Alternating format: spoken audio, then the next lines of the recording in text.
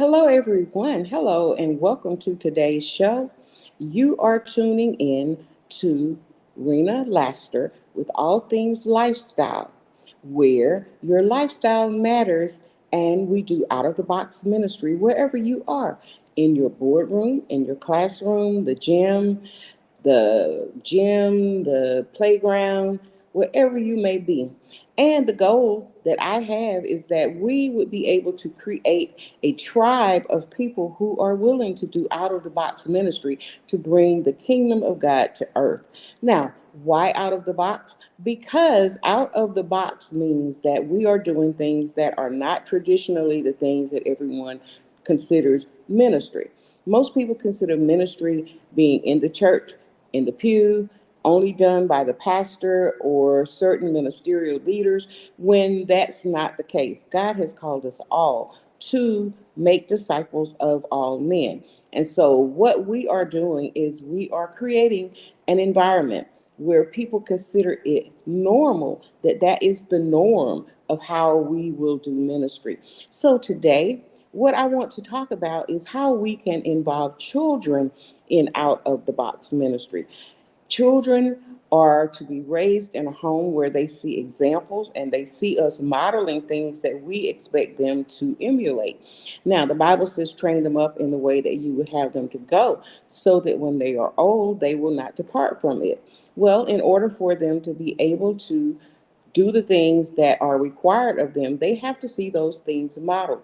So, what does that mean? That means that they have to see you doing out of the box ministry. They have to see you being kind to others. They have to see you communicating and having relationships with others that will foster an environment in which God can move. And so these are the things that we are required to do. We are required to do this by God. God has already told us, and it's talking about in the Bible how when some plant, some water, but God gets the increase. So even with your children, you may plant things in them. They may not listen right away, they may not grasp it, but if someone else comes along and they water the things that we plant and the things that we put in them, then God's going to get the increase. God is going to be glorified. He's going to make sure that the things that he has called them to do and has called us to do are the things that are going to be manifested. So today I want to talk a little bit about what I call um, ministry with children, and it's called sowing the seeds of virtue. Sowing the seeds of virtue in our children. And that is what we're going to talk about today. Sowing the seeds of virtue in our children. Now, there is a book that I used to use when I was doing therapy with children years ago. I am a retired therapist. I still do some Christian counseling on the side and I do life coaching. But there was a book that I would use to get discussion started with the children that I was working with. And the book was called The Children's Book of Virtues, and it is written by William J. Bennett. The book has different stories that have different circumstances, and then you get to talk to the child about how the story ended. So now, with a lot of the virtues and a lot of the ways they end, it's not necessarily something that you want to, put into your child in exactly that way. But it's a door opener for you to be able to have these discussions with children, as is things that come on television now, the news, circumstances going on around us. These are all things that we can use to springboard a discussion with our children so that we can talk about what the virtues are, the values are, the things that we want to instill upon them. As I have said so many times before on my broadcast, my dad always said, don't bring shame on the family name. And by that, he meant that we knew the things that he had instilled in us. We knew the values, we knew the morals, and those were the things that he wanted to make sure that we lived when we went out of the house and when we were out among people. And so these were the things that we were to do. Now, this children's book of virtues has different stories, and the stories talk about things such as responsibility, courage, compassion, honesty, friendship, persistence, faith, all of which are essentials of good character. All of these are things that we are to want to emulate, things we want to instill in our children. The Bible describes these things as the fruit of the Spirit. And it also has a list of virtues, and these are found in Galatians 5 and 22. And these are love, joy, peace, long suffering, kindness, goodness, faithfulness, gentleness, and self control. All of these are virtues. Now, why are these things important? Well, the thing that we have talked about with the out of the box ministry is the fact that when you are out of your home, these are the things that will draw people unto you. They will see that there's something different about you. They will see that you carry yourself in a way that's not normal, the way that everybody else responds to situations, the way everybody else handles themselves. This is not what you do. And this is what God is going to use as a ground, a fertile ground for Him to do His work in. I often say, and I still say today, that you are the only Bible that a lot of people will ever read, or you may be the first Bible that people read. By that I mean, if you live out the different characteristics that we're talking about, which are so contrary to the characteristics that a lot of people live by now, these are the things that are going to draw them. Because if you have a situation going on, if you have something going on in your life and you don't respond the way that everybody else does, then they're going to see that there's something different about you. They're going to see that you're doing things a little bit different than they are. And so, what we want to do is we want to offer examples of good and bad in our home. We want to offer examples of right and wrong. And we are going to do these through some stories. This is one of the things that I'm going to suggest that we do with our children. We can read them some stories. There are different ways, different things, different resources. The one that I talked about was the children's book of virtues, but there are many, many more. You can just go on YouTube and research them, or I can do a resource list if you would request it, and I will talk a little bit more. Now, for instance, there's one of the stories that is in the book of virtues that talks about the little red hen. The little red hen had found an acorn or a grain of wheat. And when she found this grain of wheat, she asked all of her little animal friends who were around her. There was a dog, a cat, a pig, a turkey. They were her friends. And so she said to them, who will help me to plant this seed? The dog said, I won't. The cat said, nope, I won't. The turkey said, I won't. Every animal said, I won't. She said, okay, I will. So she planted it, gave it some time, and it started to grow. So she noticed that soon it was producing fruit. So after it started to produce the fruit, she went to her same animal friends, the cat, the dog, the pig, and the turkey, and she said, who will help me reap this benefit? Who will help me reap this crop? They all said no. Then she asked them, who will help me thresh the wheat? Because after it had grown and she was going through the process of everything that needed to be done, she asked who was going to help. They all said no. Nobody would help her. So, lo and behold, after she threshed it, after she did all the things she needed to do, then she said, who will help me take it to the mill to be ground? Guess what? Everybody said no.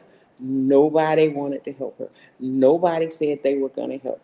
And so she went, she went ahead to the mill. She did what she needed to do. She came back with her produce and she said, I'm going to bake some bread. Who's going to help me bake the bread?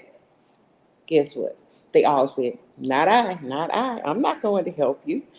Then, lo and behold, when the bread was baked, she asked, who's going to help me eat the bread? Oh, guess what? They all said, I will, I will. The cat said, I will. The dog said, I will. The pig said, I will. The turkey said, I will. Everybody said, I will. But guess what she said? No, I will.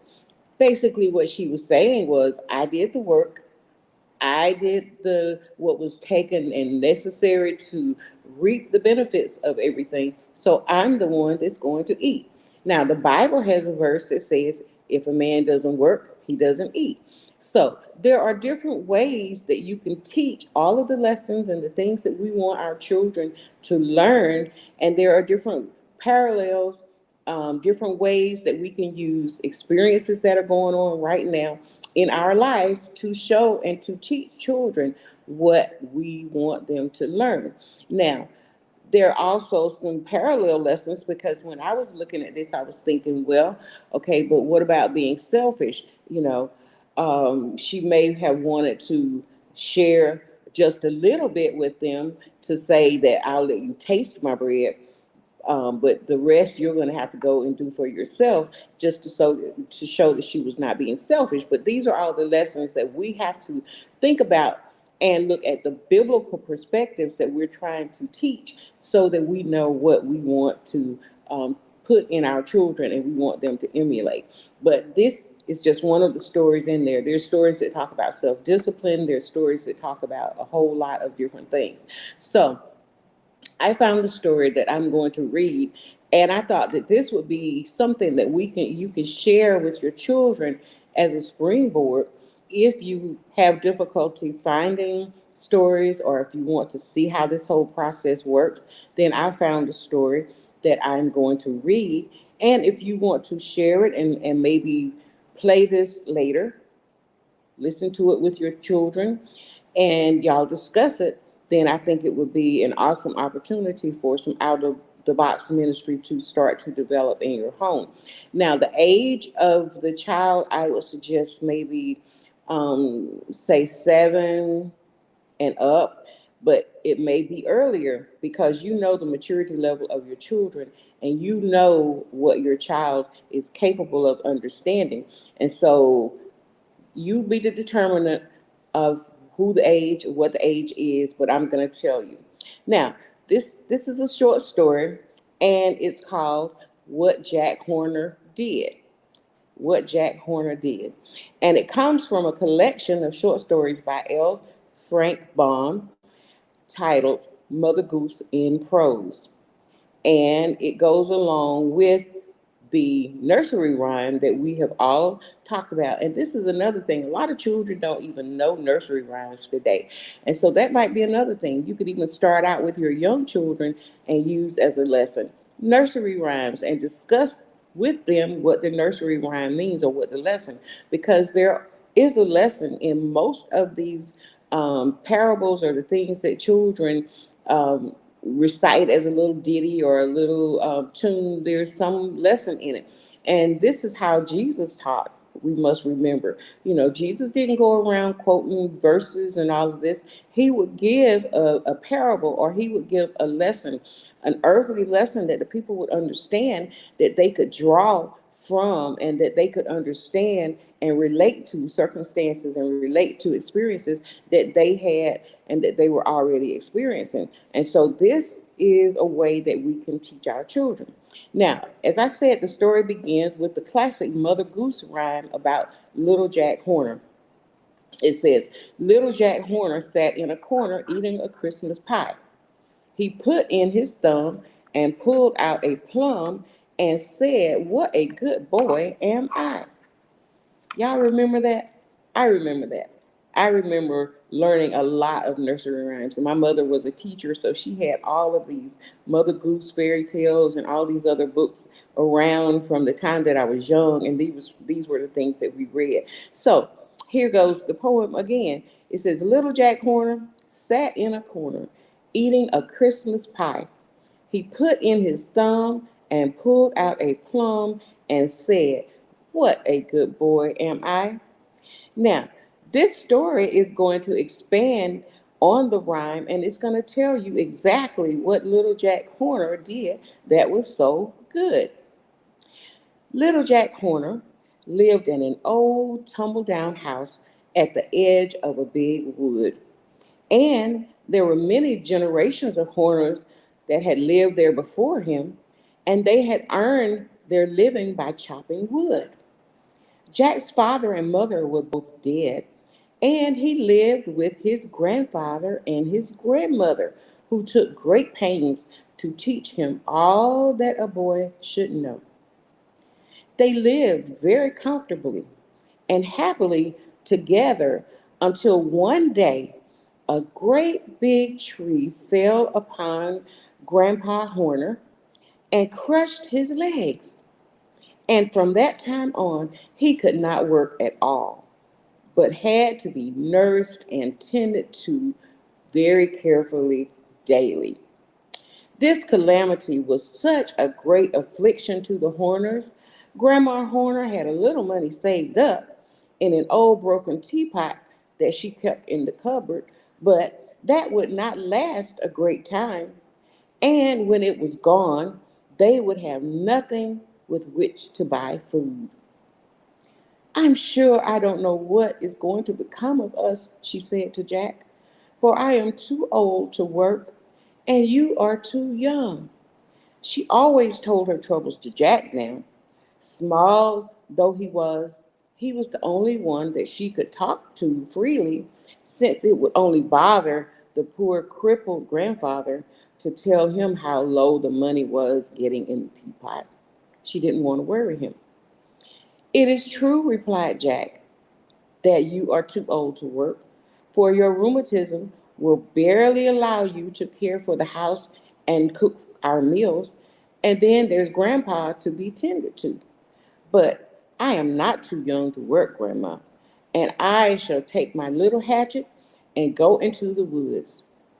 I cannot cut the big trees, but I can cut the smaller ones, and I am sure that I shall be able to pile up enough wood to secure the money we need for food.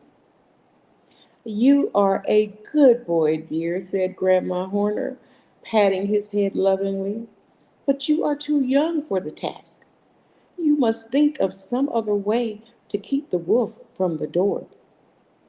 But Jack was not shaken in his resolve, although he saw it was useless to argue any further with his grandmother.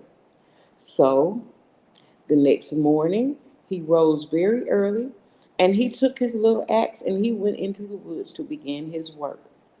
There was a good many branches scattered about, and there he was able to cut with ease. And then he piled them up nicely to be sold when the wood carter came next around. When dinner time came, he stopped just long enough to eat some of the bread and cheese that he had brought with him, and then he resumed his work. But scarcely had he chopped one branch that he heard a faint cry from the woods that got his attention. It seemed as if someone was shouting for help. Jack listened for a moment, and again he heard the cry. Without he seized his axe and he ran toward the place from whence the cry had come. The underbrush was very thick, and the thorns caught on his clothing and held him back, but with the aid of his sharp little axe, he overcame all of the difficulties, and presently he reached the place where the wood was more open.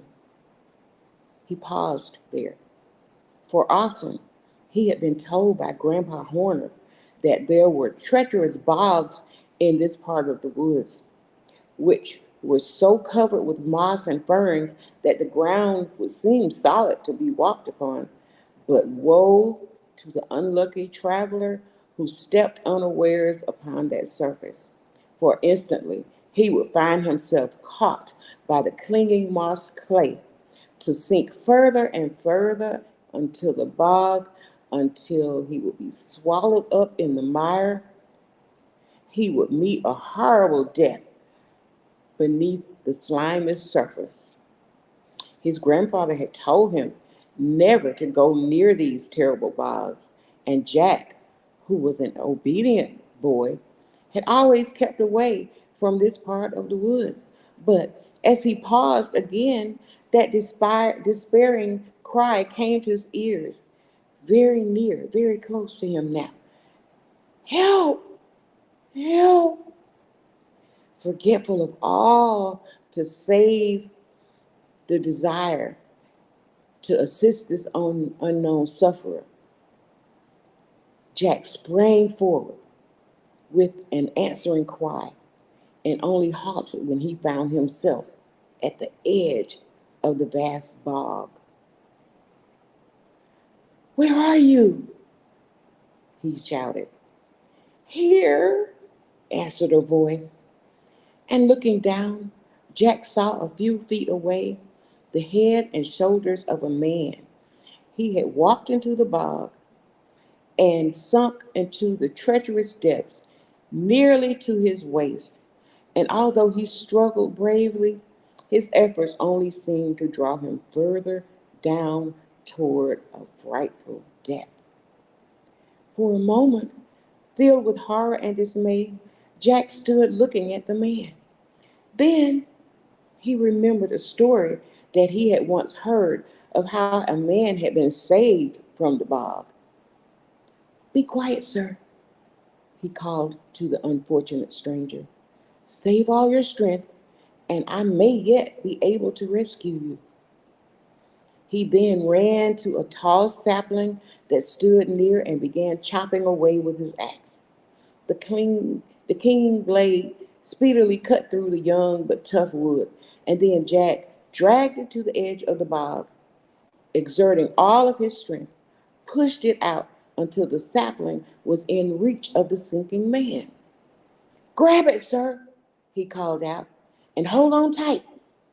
It will keep you from sinking further into the mire, and when you have gained more strength, you may be able to pull yourself out."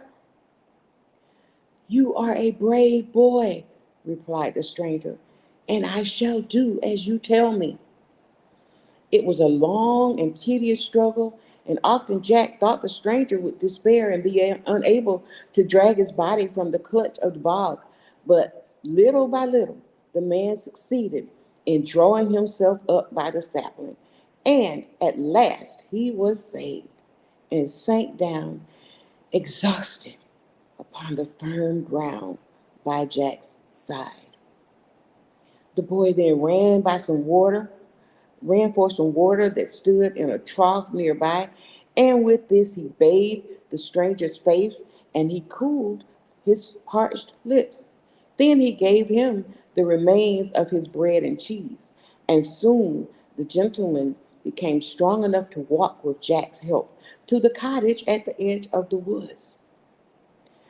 Grandma Horner was greatly surprised to see the stranger and to see this man approaching, supported by her sturdy little grandson. But she ran to help him and afterward gave him some old clothing of Grandpa Horner's to replace his own muddy garments. When the man had fully rested, she brewed him her last bit of tea, and by that time the stranger declared that he felt as good as new. "Is this your son, ma'am?" he asked, pointing to Jack. "He is my grandson, sir," answered the woman.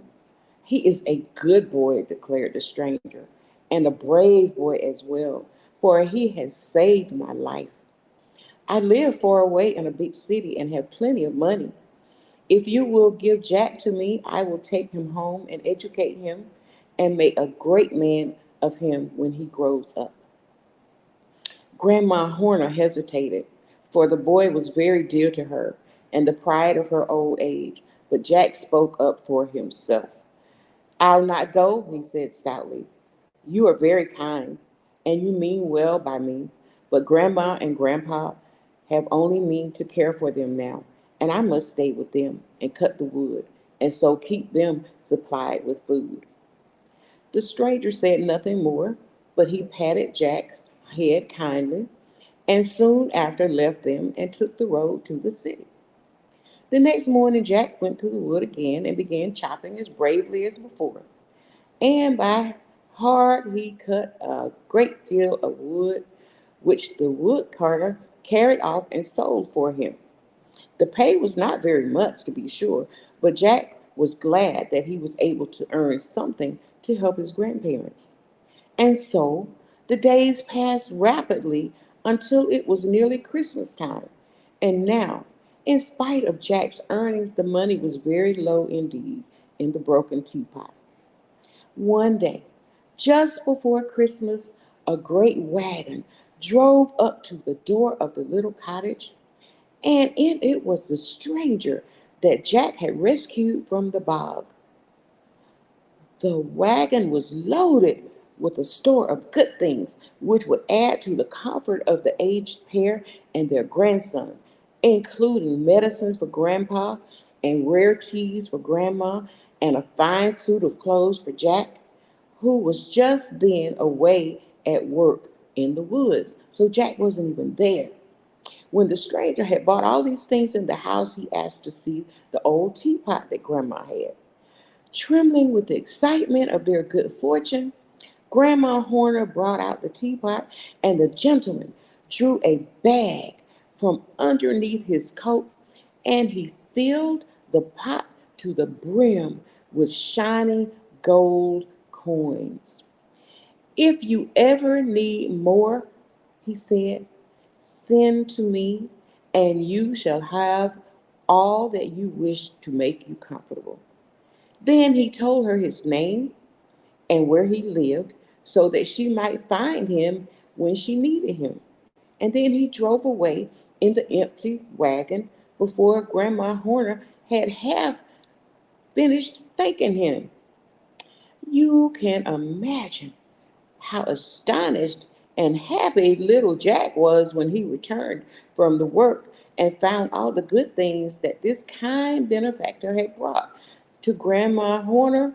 And Grandma Horner herself was so delighted that she caught the little boy by his arms.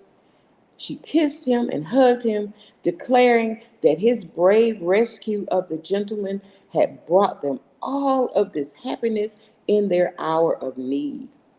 Tomorrow at Christmas, she said, and we shall have an abundance with which to celebrate that good day. So I shall make you a Christmas pie, Jack dear, and stuff it full of plums, for you must have your share of our unexpected prosperity. And Grandma Horner was as good as her word and made a very delicious pie indeed for her darling grandson.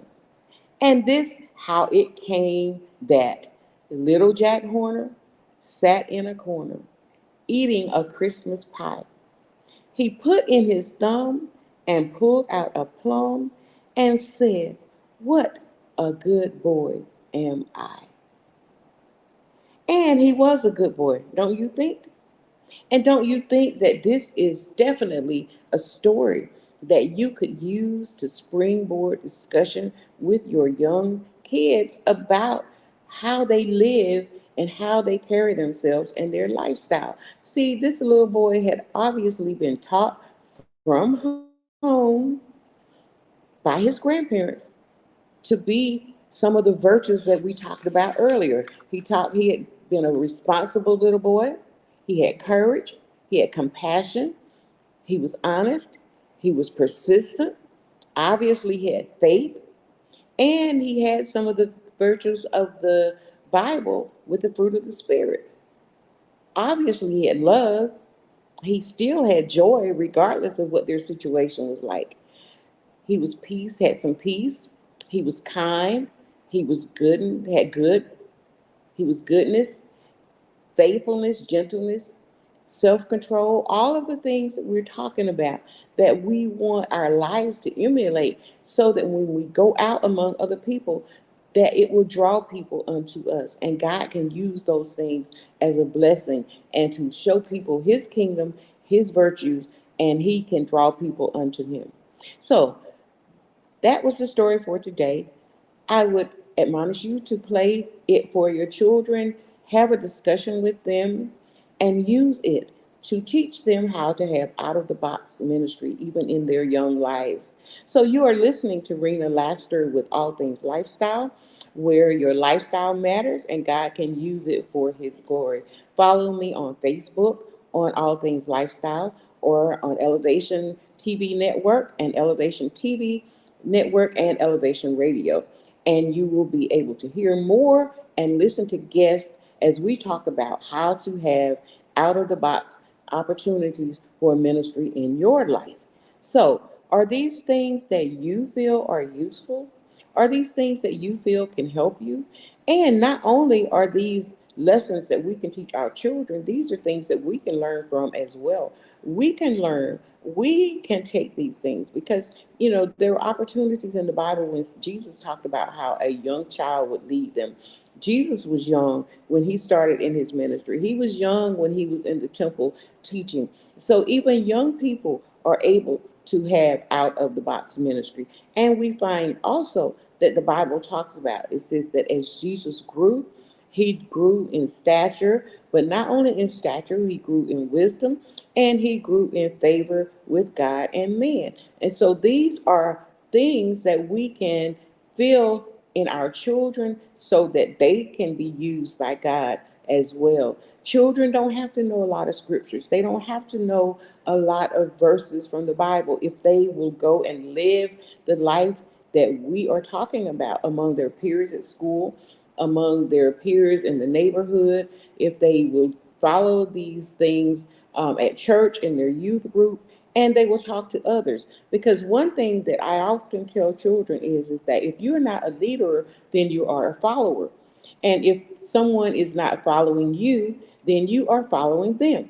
So why not be the leader? Why not have your children be able to lead others and be able to live the life out of the box ministry through their lifestyle to show the things that you have been teaching them, to show the things, the lessons that God would have us to learn, the things that God would have us to emulate. And today we've been focusing on values of responsibility, courage, compassion, honesty, friendship, persistence, faith, and then the fruit of the Spirit, which is love, joy, peace, long suffering, kindness, goodness, faithfulness, gentleness, and self control. These are all things that our children can learn, all things that our children can emulate when they leave our house. And these are all things that we need to be modeling even at home with our children. We need to be kind to each other in the home. We need to show love in the home. We need to show patience in the home. We need to demonstrate perseverance and persistence. We need to demonstrate all of these things, and our children will learn these things from us. And when they go out of the home, they will too show others that these are things they have learned. So, out of the box ministry is something that we can all emulate. It's something that we can all do and show, and we can actually demonstrate to others. So, let's all decide and make a decision that we're all going to be in the tribe of out of the box ministers.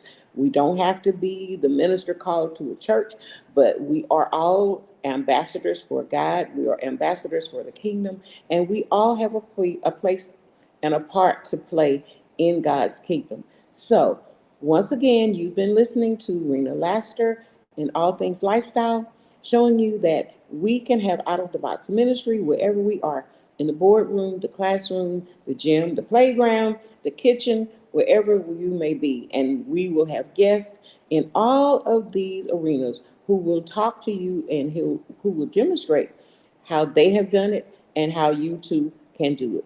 So continue to watch us every Thursday at 5 p.m. here on the Elevation TV network, and listen to us on the Elevation Radio on Fridays at 5 p.m.